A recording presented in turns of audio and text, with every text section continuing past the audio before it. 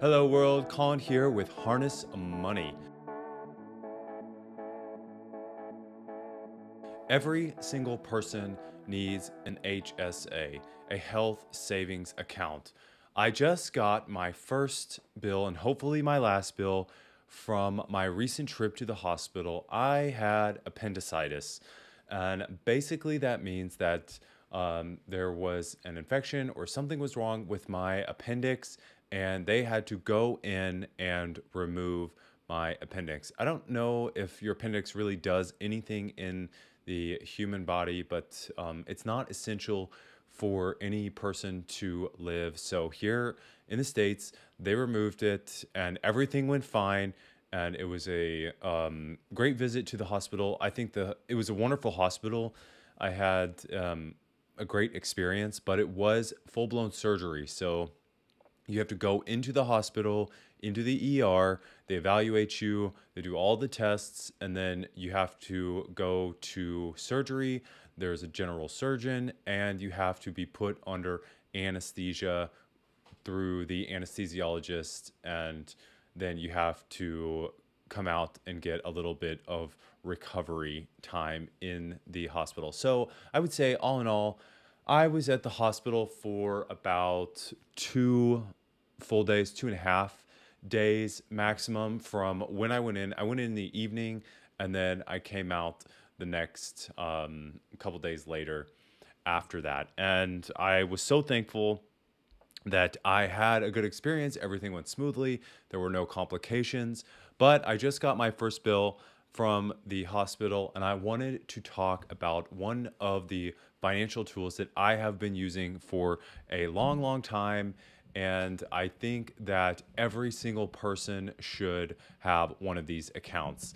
Even if you don't have a formal HSA, health savings account, it's a good idea for everyone to have an emergency fund, a health emergency fund, because everybody is going to need healthcare at some point in their life. If not today, you may have a family member, or someday when you get older, you're gonna need money for health-related expenses, whether that's long-term care, or whether there's an emergency event, or if you get cancer, or just something is going to happen in your lifetime that you need money in order to pay for health care expensive. And I knew going into it that it was going to be a rather expensive process for this to play out, just because the number of people that I saw in the hospital.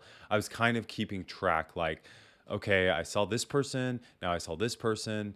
And I would say, all in all, I saw over 20 different healthcare professionals either worked on me, or touched me, or asked me questions, or drew blood, or did something to help me through the process. And that was from going through the initial, like walking into the ER. When you have appendicitis, you really have to go to the biggest hospital that you can, with an emergency room where you actually get admitted to the hospital. You can't go into like one of these clinics and have them do surgery on you there. They're going to send you to the bigger hospital where you have to be scheduled in order to go into surgery. Luckily, my appendix did not burst or break. That would be even bigger, like major surgery. It was just inflamed, so they basically caught it a little bit earlier than if it were to get worse. But it's still full-blown surgery. You have to go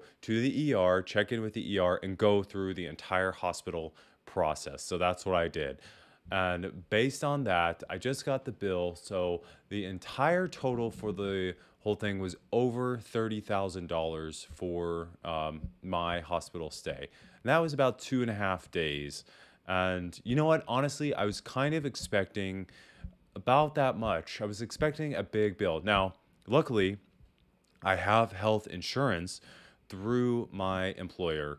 My employer provides health care insurance, then I am allowed to be on their plan. So I had a plan to where I had to pay a good portion. Now, I want to say that this leads into the health savings account is that you have to have, if you're going to actually do the formal health savings account, you have to have a high deductible plan, which is actually getting lower and lower per year. I feel like the government is classifying a um, a low income or I'm sorry, a high deductible plan as $1,400. Anything over $1,400 is considered a high deductible plan for a single person. And for a family, I'm not sure what it is for a family, but it's a good amount for a family, but it's getting lower and lower. It used to be higher. It used to be, I want to say, $3,000 was considered a high deductible plan, and the government has lowered the standard each year. And they've also increased the amount you can contribute pretty much every year or every 2 years, which is another good thing. So the longer that you do this, the more you will be able to contribute each and every year. Now, I max mine out every single year, and obviously I am a single person, so I max out $3,600 per year into my health savings account. That's about $300 per month that goes towards just saving money in this account. So it's about $7,300 for a family if you want to max out this account for a family. And I would highly recommend maxing that account out because, as you can see, that I needed this money, that I have been doing this for about 5 years now, and I've been maxing it out every single year. So I had enough money to cover this surgery. Now, was it a good chunk? I want to say my deductible was either $3,000 or $3,500, and then after that, I had to pay 20% of the total bill up to the total out-of-pocket amount. So if you ever have to do any type of health care situation that you have, it's good to contact your health insurance provider and just let them know and try and work with them and make sure that you're doing everything by the book, because it can get really expensive if you go outside of your health insurance provider, if you go out of network. I try to do everything within network, and the hospital that I went to was in the network, so luckily it was run through the health insurance. But I highly recommend maxing that out because of several different reasons. The best reason to do a formal HSA rather than just your own personal healthcare emergency fund is because of the tax benefits, because you get so many great tax benefits doing it through the actual HSA system. You put your money in tax-free to the healthcare account. You get to deduct the amount from your final tax bill over the end of the year, and then when you spend the money, you spend that money tax-free. You do not pay taxes on the money that you spend on your health expenses. That's the first reason. The next reason is that you can invest your money in an HSA. So what I would recommend is, this is just what I did. Do what is best for you. This isn't advice. This is just what I do. I keep a certain amount in cash, and a lot of the banks that you go through your HSA account require that you keep a certain amount in actual cash, and then over that threshold you're allowed to invest that money, which is what I have done. I keep a certain amount, a certain level in cash, cold hard cash, to spend on maybe more everyday healthcare expenses. Like, I have pretty bad allergies. Every single year I know that when summer rolls around, I am going to have really bad allergies, and I am probably going to need a prescription for some type of, like, I don't know, like allergy medication, like Zyrtec or whatever. So I keep an amount of cash in there for that. You know, there's tons of just everyday. You can do throat lozenges, prescriptions. You can do Band-Aids, Neosporin, just whatever everyday expenses you need. Use that cash money to pay for those items, and then for the really big items, use your investment money. So if you invest into, don't choose very risky investments, or I didn't choose very risky investments. I just chose an index fund, and then above a certain amount from the index fund, then I chose specific individual stocks. But I really went for blue chip stocks that I knew were going to hold up their value, that weren't going to have a massive drop, and that were going to be just long-term growing stocks that paid dividends. Don't invest in those growth stocks for your HSA, because the last thing that you want to do is invest money and then lose that money in investing in some, YOLO or some sketchy investment that you think may win big, but isn't going to win big. And a lot of the options that you have to invest through your HSA may not be that great. I have two different ones, and it's kind of a pain if you ever have to, because my employer has switched our healthcare through several of the years. Like you have to go from whatever Aetna to Kaiser Permanente to Blue Cross Blue Shield. Then you might have to switch your HSA bank, your HSA provider. And it can be kind of a pain in the butt to go from one bank and to transfer that money over to another. So you might end up with more than one account. That's okay. But you just want to make sure that whatever you're investing, so each of those banks may have different investment options. You just want to check out what each one has and choose the best one. I use Fidelity as the one that I like probably the most. I'm not saying you should use that. I'm just saying that's what I use.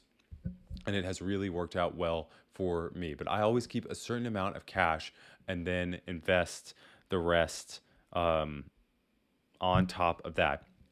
Now, the reason that I say, going back to the very beginning of this, the reason that every single person should have an HSA or a healthcare emergency fund is because there will come a day where you will be on Medicare. You will hopefully one day live long enough that you reach the age that you go on to Medicare and that you can tap into Social Security. So Social Security will provide you income, and then Medicare will cover your healthcare expenses. But Medicare doesn't cover everything. There's also different levels of Medicare. So you want to have enough money that you can provide for health expenses above the Medicare, what Medicare is going to pay. If you want to have maybe a better facility, or you want to have in-home care, or you just want to go to a different doctor than what is on Medicare, you're going to have to pay for that out of your pocket. And that is where the HSA comes in as a supplemental Medicare plan, essentially, is that you can use all of the money in your HSA to pay for expenses that Medicare does not pay. And that could really get expensive with prescriptions. Prescription drugs are pretty expensive now, and everything is getting more and more expensive. Like I said, I was in the hospital for about 2.5 days, and that did not even include, I drove myself to the hospital. That was not going through an ambulance or having someone take me to the hospital. I literally drove my car and parked it in the parking lot and went into the hospital. So I feel like the cost of healthcare is only going to increase from today, let's say 20, 30 years from now. I'm in my 30s, relatively young. So by the time I retire, when I'm in my 50s or 60s, I think healthcare is going to be a lot more expensive. The tools that the healthcare professional are going to use 30 years from now are probably going to be a lot more expensive than they are today. So really planning now for that time when you're going to need it is the key to being successful. That's the key to any type of investing, is that you have to start at some point and give yourself a runway, give yourself time for your money or your investments to work from you. So highly consider that you use an HSA or some type of healthcare emergency fund. And that's all I've got for you today. Thank you for watching this video, and remember to make good money choices. Till next time.